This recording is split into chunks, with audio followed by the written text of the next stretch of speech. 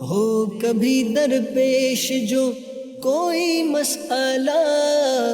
پوچھ لیں حاضر ہوں ہم ان کی بارگاہ۔ الحمد للہ رب العالمین والصلاة والسلام علی خاتم النبیین، اما بعد فاعوذ باللہ من الشیطان الرجیم، بسم اللہ الرحمن الرحیم۔ الصلاة والسلام علیک یا رسول اللہ وعلی آلک واصحابک یا حبیب اللہ۔ الصلاة والسلام علیک یا نبی اللہ وعلی آلک واصحابک یا نور اللہ۔ مدنی چینل کے ناظرین، پروگرام دارالافتاء اہل سنت میں آپ کو خوش آمدید کہتے ہیں۔ اللہ رب العالمین ہم سب کو دین اسلام کے احکامات سیکھ کر سمجھ کر ان پر عمل پیرا ہونے کی توفیق عطا۔ ہمارے پیارے رسول صلی اللہ تعالیٰ علیہ وآلہ وسلم کا فرمان عظمت علی شان ہے کہ تین طرح کے وہ اشخاص جنہیں بروز محشر اللہ تعالیٰ اپنے عرش کا سایہ عطا فرمائے گا، ان میں سے پہلے شخص ارشاد فرمایا جو میرے کسی امتی کی پریشانی کو دور کرے، دوسرا وہ شخص ہوگا جو میری سنت کو زندہ کرے، اور تیسرا وہ ہوگا جو مجھ پر کثرت سے درود بھیجے۔ یہ وہ مبارک اعمال ہیں کہ اللہ تبارک و تعالی ایسے لوگوں کو قیامت کے دن اپنے عرش کا سایہ عطا فرمائے گا۔ عرش الہی کا سایہ پانے والے اور بھی کچھ ایسے اعمال ہیں، حدیث طیبہ کے اندر ان کو بیان کیا گیا ہے کہ جن کی بدولت کچھ کام ایسے ہیں کہ جن پر کرنے کا کہا گیا، اور کچھ کام ایسے ہیں کہ جن سے بچنے کا کہا گیا۔ ایسے لوگوں کو اللہ تعالیٰ اپنے قیامت کے دن عرش کا سایہ بھی عطا فرمائے گا۔ تو درود و سلام بھی کثرت سے پڑھیں، نبی پاک علیہ السلام کی امت میں سے کسی کی مشکل کو آسان کریں، مشکل اس کی دور کر دیں۔ مسلمان کی یہ شان ہے کہ مومن، اس کے لیے فرمایا ہین لین سہل او کما قال علیہ السلام، کہ مومن جو ہے وہ نرم بھی ہوتا ہے، آسان بھی ہوتا ہے، اس سے معاملات کرنا یہ نرم ہوتے ہیں، آسان ہوتے ہیں۔ یعنی اس کی جو شرح میں فرمایا کہ کامل مومن وہی ہے کہ جس سے یہ معاملات کرنا، جس سے کاروبار کرنا، تجارت کرنا، رشتہ کرنا، گفتگو کرنا، لین دین کرنا، یہ آسان ہو جائیں تو وہ کامل مومن کی نشانیاں ہیں۔ تو ایک مسلمان کو کامل مومن کی ان علامات اور نشانیوں پر پورا بھی اترنا چاہیے، اور اس میں ایک یہ ہے کہ دوسرے مسلمانوں کے ساتھ اچھا برتاؤ بھی کرنا، جو اپنے لیے پسند کرے ان کے لیے بھی پسند کرے۔ تو اس پروگرام میں آپ کے سوالات بھی شامل کرتے ہیں، اور آج کے ہمارے پروگرام میں تشریف فرما ہے شیخ الحدیث مفتی محمد حسان عطاری صاحب، ان کو بھی خوش آمدید کہتے ہیں۔ جزاک اللہ۔ کیسے مزاج گرامی آپ کے؟ الحمدللہ رب العالمین علی کل حال۔ بڑھتے ہیں، ہمارے پاس کچھ ویڈیو سوالات ہیں تو ان کو دیکھتے ہیں۔ میرا نام فضل محمود ہے۔ مفتی صاحب سے میرا سوال ہے، قرآن شریف بے وضو غلاف کے اندر جو قرآن شریف کو چھونے کا کفارہ کیا ہے؟ بے وضو قرآن پاک چھونے کا کفارہ کیا ہے؟ بسم اللہ الرحمن الرحیم۔ قرآن مجید فرقان حمید میں اللہ جل شانہ نے یہ ارشاد فرمایا کہ لا یمسہ الا المطہرون، کہ یہ قرآن مجید فرقان حمید وہ ہے کہ جسے صرف اور صرف جو پاکیزہ ہیں، یعنی جو طہارت والے ہیں وہی اس کو چھوئیں گے، دوسرے اس کو نہیں چھوئیں گے۔ تو حکم شرع یہی ہے کہ قرآن مجید فرقان حمید کو براہ راست چھونا، یا قرآن مجید فرقان حمید اگر ایسے غلاف کے اندر موجود ہے، ایسے غلاف کے ساتھ متصل ہے کہ جو اس کے ساتھ ملا ہوا ہے، ایسا غلاف ہے کہ اس سے ملا ہوا ہے، متصل ہے، تو اب اس کو بغیر وضو براہ راست چھونا یہ حرام ہوتا ہے۔ اسی طرح اگر کوئی کتاب ہے جس میں قرآنی آیات بھی ہیں، احادیث بھی ہیں، دیگر اور باتیں بھی لکھی ہوئی ہیں، تو اس صورت میں اس کتاب کو تو آپ چھو سکتے ہیں بے وضو۔ اس میں بھی بہتر یہ ہے کہ آپ اگر باوضو ہوں تو اچھا ہے، لیکن اگر باوضو نہیں تو کم از کم یہ کہ کوئی دستانہ وغیرہ آپ نے پہنا ہوا ہو، اگرچہ کہ وہ کپڑا آپ کے جسم کے ساتھ متصل ہو۔ لیکن عین وہ جگہ کہ جہاں قرآن کی آیات ہیں یا ان کے پیچھے کوئی اگر ہاتھ رکھتا ہے تو پھر یہ جائز نہیں ہوگا۔ تو قرآن مجید فرقان حمید کو بے وضو کسی مقام پر براہ راست چھونا یہ شرعاً جائز نہیں ہے۔ البتہ اگر غلاف ایسا ہے کہ جو منفصل ہے، جدا ہے، جیسے ہمارے یہاں جزدان وغیرہ ہوتا ہے یا کوئی شوپر وغیرہ ہے جس کے اندر قرآن مجید فرقان حمید یہ تشریف فرمائے رکھا ہوا ہے، اب اس کو کوئی بے وضو چھوتا ہے تو یہ شرعاً جائز ہو جائے گا۔ اسی طرح کوئی کپڑا وغیرہ ایسا کہ جو آپ کے تابع نہیں ہے، آپ کے جسم کے ساتھ متصل نہیں ہے، جیسے کوئی رومال ہو گیا، کوئی چادر ہو گئی، اس کے ذریعے سے آپ نے قرآن مجید فرقان حمید کو بے وضو پکڑ لیا تو اس صورت میں کوئی گناہ کی بات نہیں ہے۔ لیکن بہر صورت قرآن مجید فرقان حمید کے حوالے سے احتیاط یہی برتنی چاہیے کہ بندہ اسے باوضو ہی چھوئے، چاہے کہ جس مقام پر اسے بغیر وضو کے چھونے کی اجازت مل بھی جاتی ہے، جو صورتیں ہم نے بیان کی، پھر بھی باوضو چھوئے، کیونکہ اس میں احتیاط ضروری ہے۔ لیکن جہاں تک رہا ان کے سوال کا معاملہ کہ قرآن کو بے وضو چھونے کی وجہ سے کفارہ کیا لازم آتا ہے، تو اگر تو جان بوجھ کے ایسا کیا ہے کہ جہاں قرآن مجید فرقان حمید کو بلا طہارت چھونے کی اجازت نہیں تھی وہاں اس نے چھوا، تو اس صورت میں گنہگار ہوگا، توبہ کرنی ہوگی، لیکن کوئی باقاعدہ کفارہ اس کے اوپر مقرر نہیں ہے کہ وہ کفارہ دے۔ ہاں اگر اپنی دل کی تسلی کے لیے تو طیبا للقلب جس کو کہا جاتا ہے کہ دل کو مطمئن کرنے کے لیے وہ کچھ صدقہ کرنا چاہے تو کر دے، لیکن شریعت مطہرہ نے اس حوالے سے اس کے اوپر کفارہ لازم نہیں کیا۔ بہر صورت بہرحال قرآن مجید فرقان حمید یہ اللہ پاک کی ایک پاکیزہ کتاب ہے، اور خود قرآن مجید فرقان حمید میں اللہ جل شانہ نے اس بات کا حکم ارشاد فرما دیا ہے کہ اس کو چھونے والے یہ پاکیزہ ہونے چاہیے۔ اور یوں ہی نبی پاک صلی اللہ علیہ وسلم کی حدیث مبارکہ سیدنا عبداللہ ابن عمر رضی اللہ تعالی عنہما سے کئی کتابوں کے اندر مروی ہے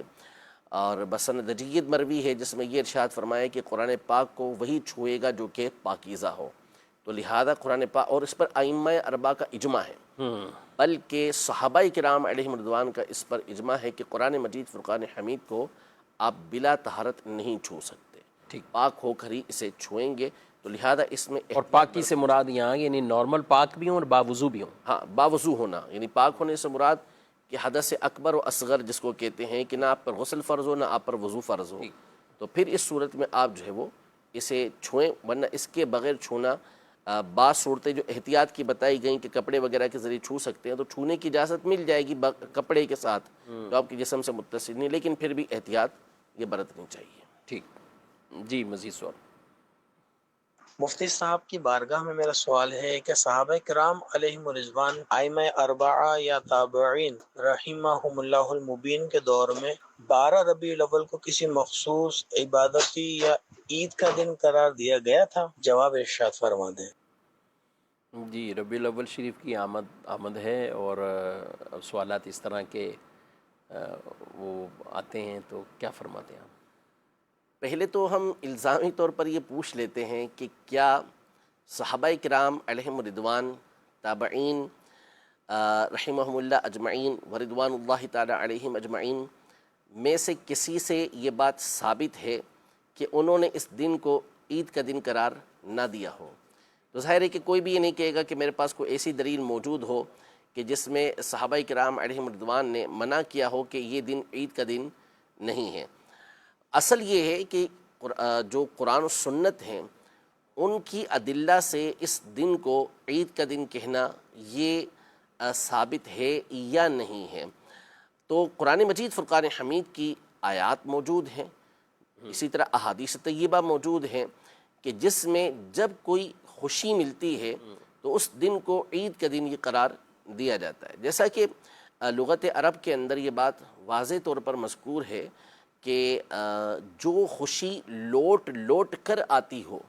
اس کو عید کہا جاتا ہے۔ صحیح۔ جیسے عرب میں عید الوطنی منائی جاتی ہے، یعنی جو دن آزادی کا دن ہوتا ہے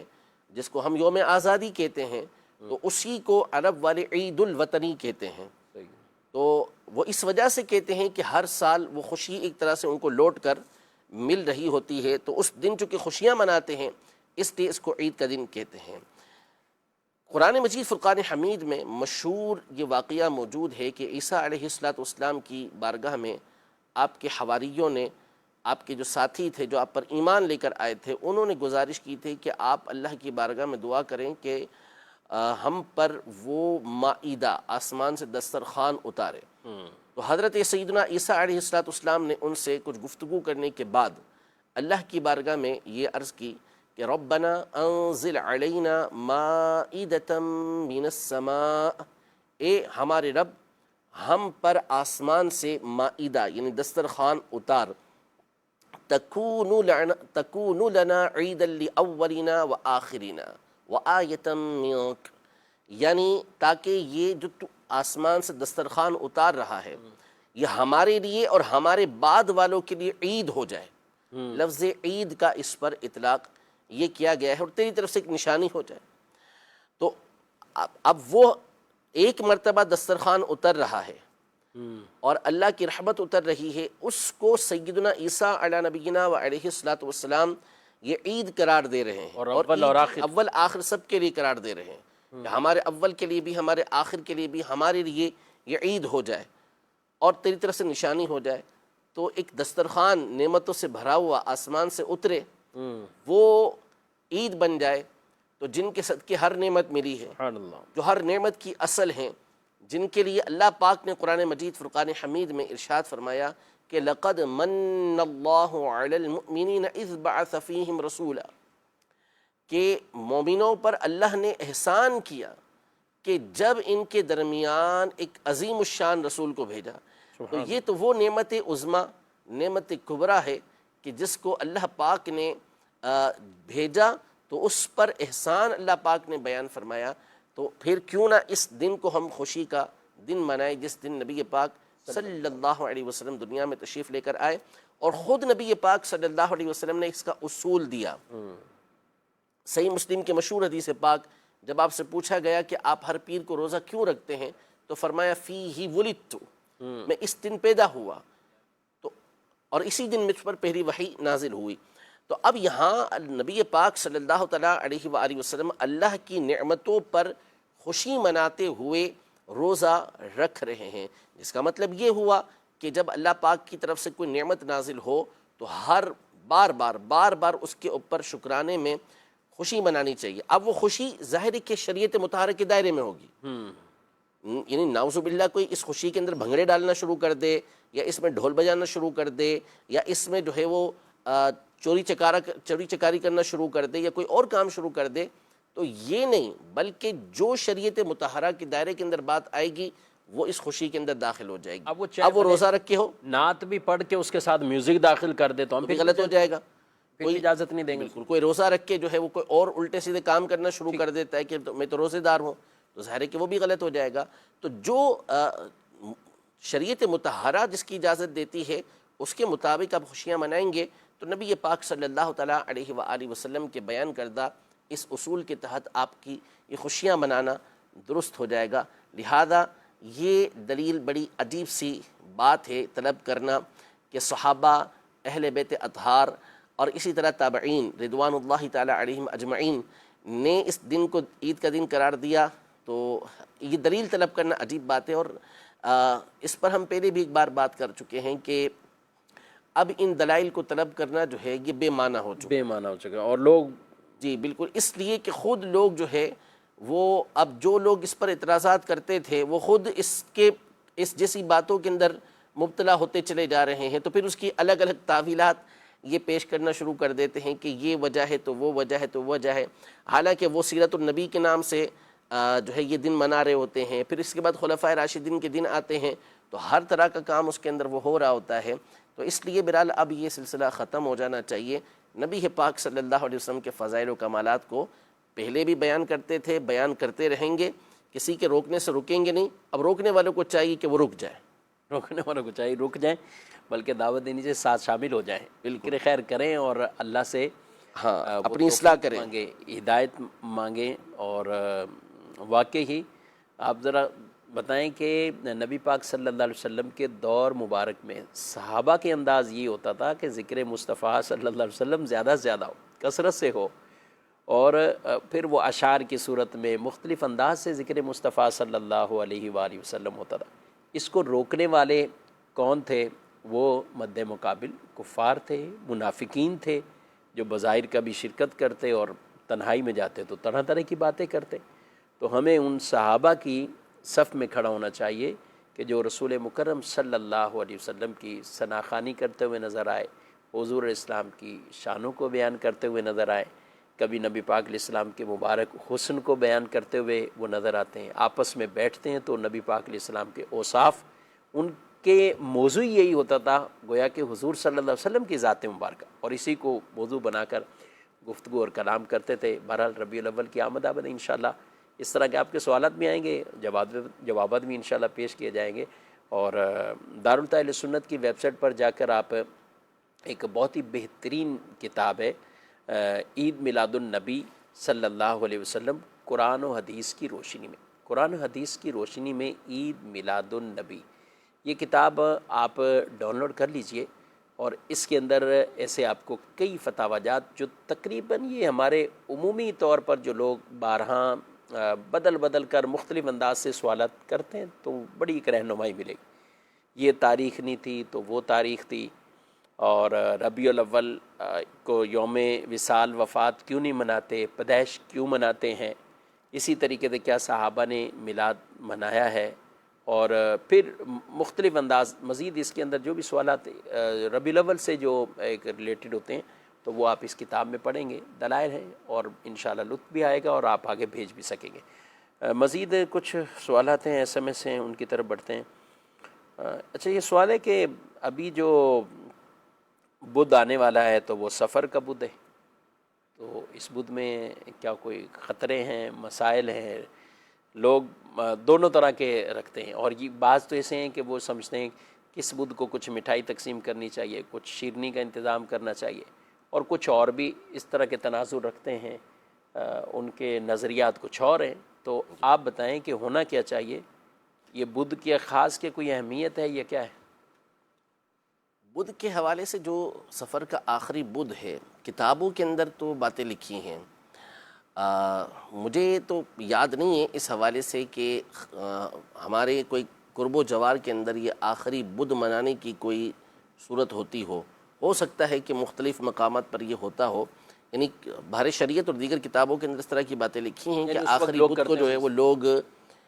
باغات کے اندر جاتے اور سیر و تفریح وغیرہ کیا کرتے تھے، اور اس پر جو لاجک پیش کرتے، دلیل پیش کرتے، وہ یہ کہ آخری بدھ کو سفر کی نبی پاک صلی اللہ تعالیٰ علیہ وآلہ وسلم کو جو تکلیف تھی، آپ کی جو بیماری تھی، اس کے اندر افاقہ ہوا تھا، کمی واقع ہوئی تھی۔ تو حالانکہ ایسا کچھ بھی نہیں ہے، شریعت مطہرہ میں اول تو اس طرح کی کوئی بات، یعنی سیرت نبوی میں ایسی کوئی بات ملتی نہیں ہے کہ آخری بدھ کا اس بیماری سے کوئی تعلق ہو۔ نبی پاک صلی اللہ علیہ وسلم جب جس مرض کے اندر آپ علیہ السلام دنیا سے تشریف لے کر گئے تو وہ مسلسل بڑھتا ہی رہا، اس میں کسی طرح کی کوئی کمی نہیں آئی تھی، بلکہ آخری 3 دنوں کے اندر تو بہت زیادہ اس کے اندر اضافہ ہو گیا تھا۔ تو علماء نے واضح طور پہ لکھا کہ ایسا کچھ نہیں تھا، ایسا کچھ نہیں کہ آخری بدھ کو جو ہے وہ کوئی تکلیف کے اندر کمی واقع ہوئی ہو، بلکہ اس میں اضافہ ہی ہوا تھا۔ اور بالفرض چلیں ہم تسلیم کر بھی لیتے ہیں کہ اس دن نبی پاک صلی اللہ تعالیٰ علیہ وآلہ وسلم کی جو تکلیف تھی اس کے اندر افاقہ ہوا تھا، تو اس کا مطلب یہ تو نہیں کہ اس دن سیر و تفریح کرنے کے لیے جایا جائے، اور نعوذ باللہ نبی پاک صلی اللہ تعالیٰ علیہ وآلہ وسلم جو شریعت مطہرہ لے کر آئے اس کے اصولوں کو توڑا جائے، بلکہ جو شریعت مطہرہ کے اصول ہیں، جو شریعت مطہرہ کے احکام ہیں، اس کے اوپر عمل کیا جائے گا، اس کے مطابق جو ہے وہ خوشی یا اس کے مطابق جو آپ نے صدقہ و خیرات کرنا ہے وہ کیجئے، نہ یہ کہ آپ وہ کام کیجئے کہ جو شریعت مطہرہ کے اصول سے ٹکراتے ہوں، مرد و عورت کا آپس میں اختلاط ہو جانا، مل جانا۔ ظاہر ہے کہ نبی پاک صلی اللہ تعالیٰ علیہ وآلہ وسلم اس بات کو سخت ناپسند فرمایا کرتے تھے۔ جی، مزید سوال۔ میرا مفتی صاحب سے سوال یہ ہے کہ بعض اوقات جب ہم پانی کے شکار پر جاتے ہیں تو کنڈے سے مچھلی نکالی جاتی ہے، تو بعض اوقات مچھلیاں پانی کے اندر ہی مر جاتی ہیں، تو لوگ نکال لیتے ہیں اور باقاعدہ سے مارکیٹ میں فروخت کیا جاتا ہے، تو اس کے بارے میں ذرا مجھے اصلاح فرما دیں کہ یہ حلال ہوئی یا حرام ہوئی؟ جی، یہاں 2 باتیں ضروری ہیں سمجھنا۔ سب سے پہلی چیز تو یہ کہ دیکھیں شکار کرنا ایک الگ چیز ہے اور شکار کھیلنا الگ چیز ہے۔ شکار کھیلنے کی اجازت نہیں ہے، اور ہمارے یہاں عام طور پر اس طرح جو ہوتا ہے وہ شکار کھیلا جاتا ہے، چاہے وہ پرندوں کا ہو، چاہے وہ جانوروں کا ہو، چاہے وہ سمندر میں مچھلیوں کا ہو۔ تو سمندر یا دریا وغیرہ جہاں پر بھی مچھلیاں ہوتی ہیں ان کا شکار کھیلنا یہ جائز نہیں ہے۔ شکار کھیلنے کا مطلب یہ ہوتا ہے کہ آپ کو گوشت وغیرہ کی کوئی حاجت نہیں ہے، نہ آپ اس کو فروخت کرنا چاہتے ہیں، بلکہ آپ تفریح کے طور پر اور اپنے لطف کے طور پر مزے کے لیے آپ اس طرح کا کام کر رہے ہوتے ہیں۔ تو اس کی شریعت مطہرہ نے اجازت نہیں دی، کیونکہ جانوروں کو جو ذبح کرنے کی، مارنے کی شریعت مطہرہ نے اجازت دی وہ دو وجہ سے دی ہے۔ ایک وجہ یہ ہے کہ آپ کو کوئی اس سے فائدہ حاصل ہوتا ہے کہ گوشت کا حصول مقصد ہے آپ کا، اس وجہ سے آپ یہ کر رہے ہیں، یا شکار کرتے ہیں پرندوں وغیرہ کو آپ قید اس لیے کرتے ہیں تاکہ اس کو آگے فروخت کریں گے، تو پھر یہ شریعت مطہرہ اس کی اجازت دیتی ہے۔ یا پھر کوئی تکلیف کو دور کرنے کے لیے، جیسے کتا ہے وہ حملہ کرنا شروع کر دیتا ہے، بلی ہے حملہ کرنا شروع کر دیتی ہے، تو پھر بعض صورتیں بنتی ہیں کہ شریعت مطہرہ وہاں اس کی اجازت دیتی ہے، اور وہ بھی ایک حد کے اندر اجازت دیتی ہے،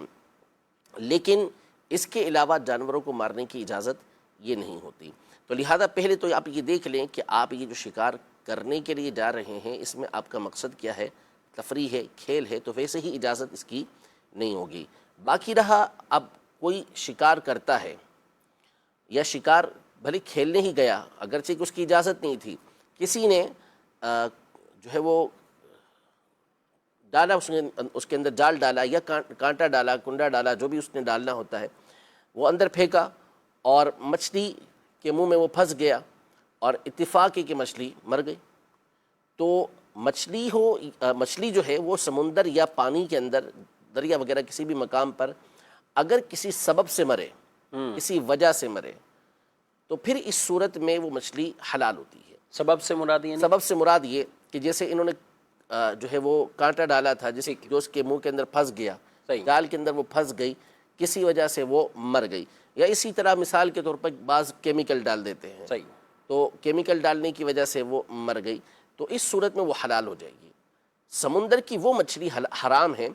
کہ جو طبعی موت مرے، خود بخود بغیر کسی سبب کے اپنی طبعی موت مری اور مر کے وہ الٹی تیر جائے، جس کو سمک کے طافی کہتے ہیں۔ حدیث میں سمک کے طافی کے الفاظ آئے ہیں کہ جو طبعی موت مرنے کے بعد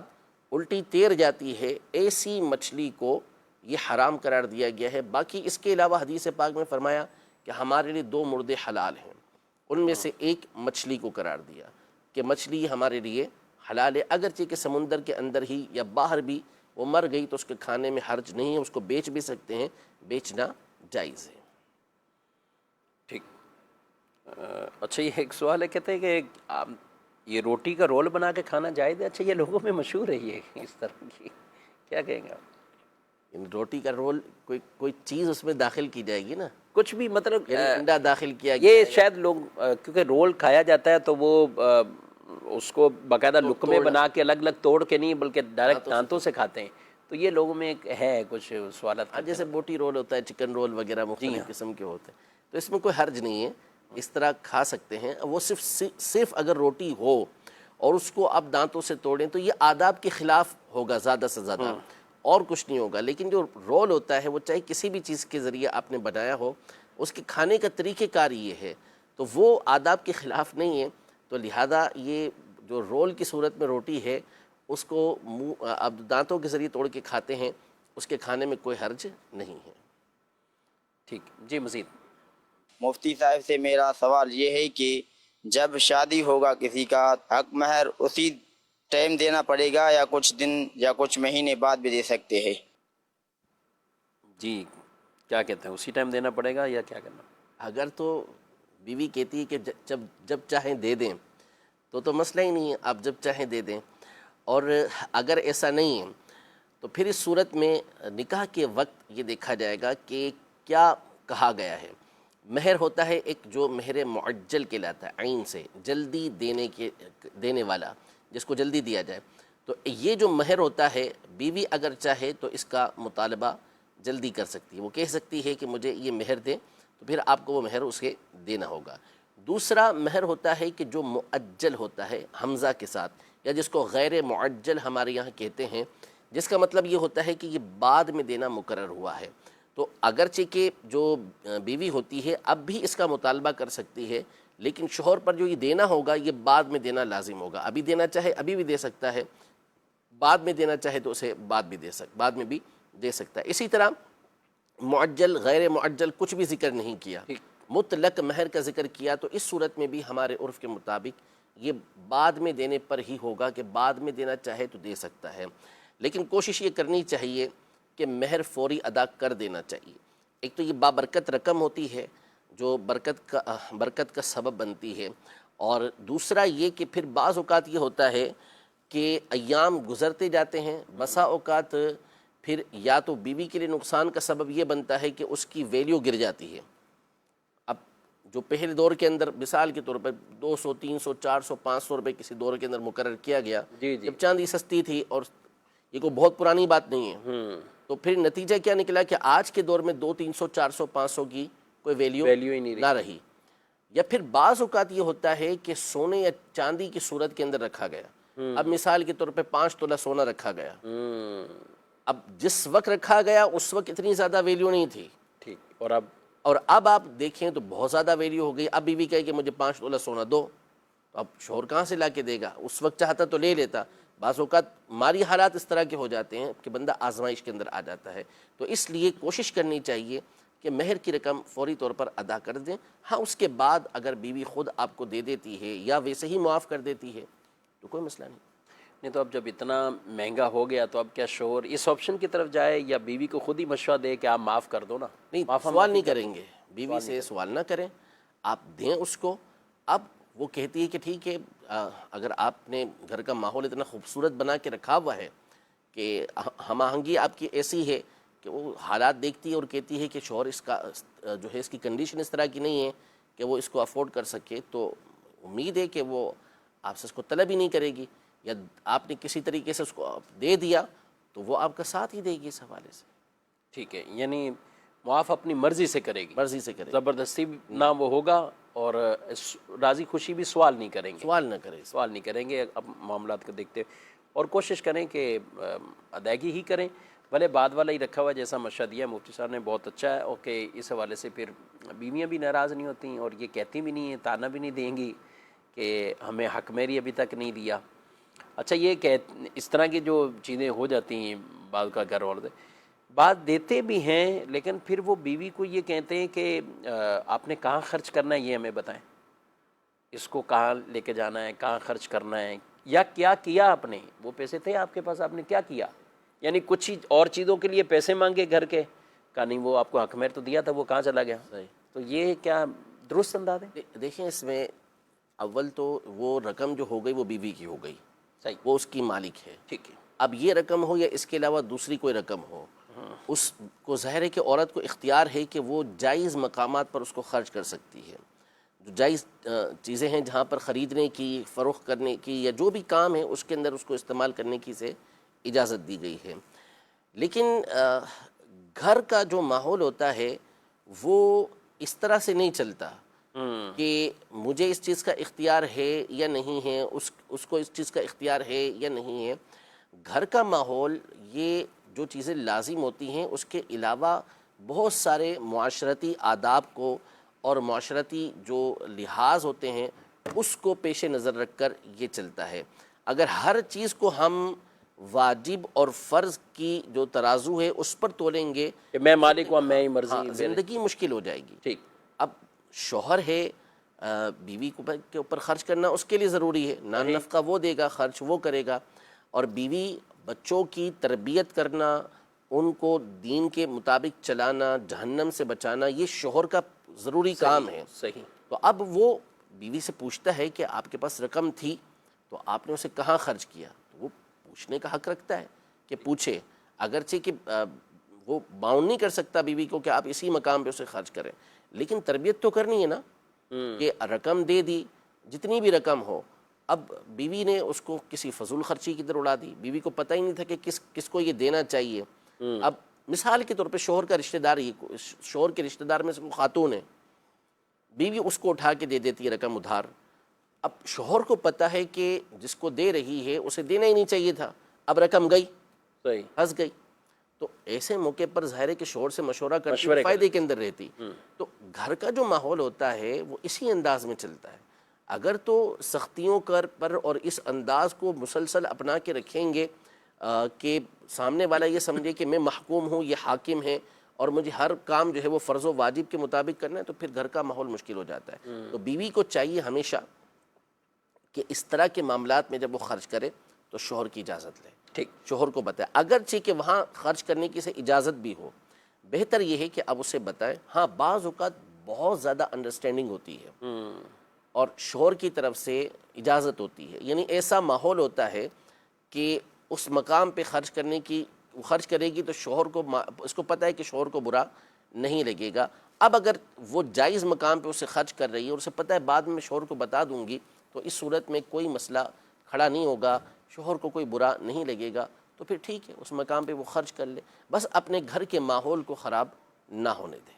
نہ شوہر خراب ہونے دے نہ بیوی خراب ہونے دے. اس کو ضد کے اوپر لے کر جانا یہ دونوں کے لیے مشکل کا سبب بن جاتا ہے. صحیح. حضرت امام حسن مجتبیٰ رضی اللہ تعالیٰ عنہ کا یوم وصال کس تاریخ کو منایا جاتا ہے؟ غالباً 5 ربیع الاول. 5 ربیع الاول، یعنی ویسے تو اختلاف ہے اس میں، لیکن ہم جو عام طور پہ مناتے ہیں وہ 5 ربیع الاول کو ربیع الاول مناتے شریف کے نا، اور بقیہ ایصال ثواب بھی کرنا چاہیں تو وہ ہیں، جب چاہیں کریں، کوئی جب مسئلہ چاہیں. نہیں ہے. ربیع الاول شریف کی مبارکباد، آمد کی مبارکباد دینا، اس کے حوالے سے کیا شرعی حیثیت ہے؟ دو اور اس باتیں میں ہیں بعض اوقات روایتیں بھی کچھ ایسی بنا اس میں لیتے بھی 2 باتیں ہیں. دیکھیں ایک چیز ہے کہ اس کے اوپر مخصوص فضیلت کو بیان کرنا، ٹھیک، جیسے ہمارے یہاں یہ مشہور ہے کہ مبارکباد دیں تو پھر اس صورت میں جنت جو ہے وہ واجب ہو جاتی ہے. یہ بات غلط ہے. ٹھیک، تو یہ ایسی کوئی روایت موجود نہیں ہے. ایک موضوع من گھڑت روایت میں یہ آیا کہ جس نے مجھے سفر کے نکلنے کی خبر دی تو اس کے لیے جنت کی بشارت یا اس کو بشارت دو، تو وہ اس کے بارے میں علماء نے واضح طور پہ لکھا کہ یہ من گھڑت روایت یعنی وہ بھی موضوع ہے. موضوع ہے. ٹھیک، تو یعنی سفر نکلا تو ربیع الاول آ گیا، تو وہ اس کے بارے میں علماء نے واضح طور پر اس بات کو لکھا ہے. تو پہلی بات تو یہ کہ یہ جو بات ہے یہ والی کہ مخصوص فضیلت کو بیان کرنا یہ تو غلط ہے. ہاں جو خوشی کا موقع ہے تو اس موقع پر مبارکباد دینے میں کوئی حرج نہیں ہے. یعنی آپ اعلان کرتے ہیں، آپ لوگوں میں میسیج وائرل کرتے ہیں، یہ کہتے ہیں کہ ربیع الاول آ گیا، ربیع الاول کی مبارک ہو، نبی پاک صلی اللہ علیہ وسلم کی ولادت کا مبارک مہینہ آ گیا، اس کی مبارک ہو، کوئی حرج نہیں ہے اس کے اندر، بلکہ دینی چاہیے. امام جلال الدین سیوطی شافعی رحمۃ اللہ تعالی علیہ نے باقاعدہ اس موضوع پر ایک کتاب لکھی کہ جس میں آپ نے جو خوشیوں کے مقامات ہیں اس پر مبارکباد دینے کے اصول بیان کیے. تو لہذا جب آپ اس مقام پر مبارکباد دیں گے، جب آپ کو واقعی شریعت مطہرہ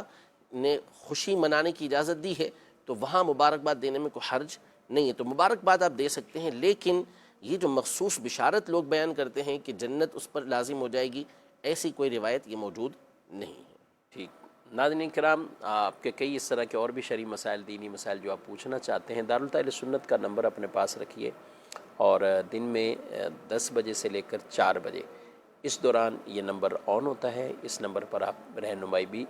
حاصل کر سکتے ہیں اور ربیع الاول شریف کی بالکل ضرور تیاریاں بھی کیجیے اور اس کی خوشیوں میں جو جائز طریقہ کار ہیں اس میں چراغاں ہیں، پرچم لہرانا ہے، دیگر اور اچھی اچھی نیتوں کے ساتھ محافل کا انعقاد کرنا ہے. گھروں کے اندر بھی محفل درود باقاعدہ بچوں کو لے کر بیٹھے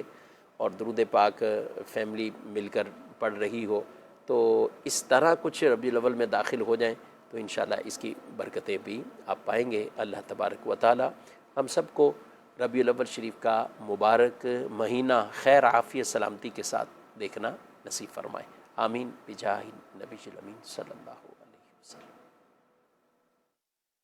ہادی و رہنما ہمارے علماء، ہو کبھی درپیش جو کوئی مسئلہ، پوچھ لیں حاضر ہوں ہم ان کی بارگاہ.